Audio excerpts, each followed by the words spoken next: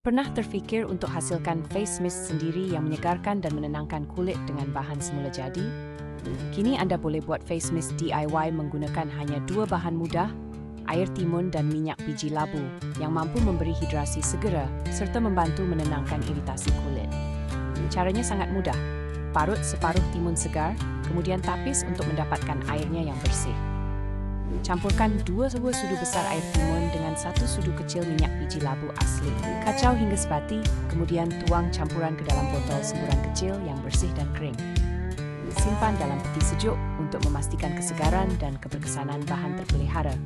Setiap kali kulit terasa kering atau letih, semburkan face mist ini pada wajah untuk rasa sejuk, segar dan lembap. Air timun mengandungi antioksidan serta vitamin C yang membantu mencerahkan kulit dan mengurangkan tanda penuaan. Manakala minyak biji labu kaya dengan zinc dan asid lemak penting yang memperbaiki lapisan kulit serta mengurangkan kemerahan dan keradangan.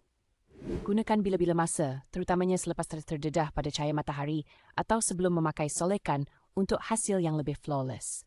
Cubalah hari ini dan nikmati kulit yang lebih sihat, segar dan berseri sepanjang hari dengan cara yang mudah, murah dan semula jadi.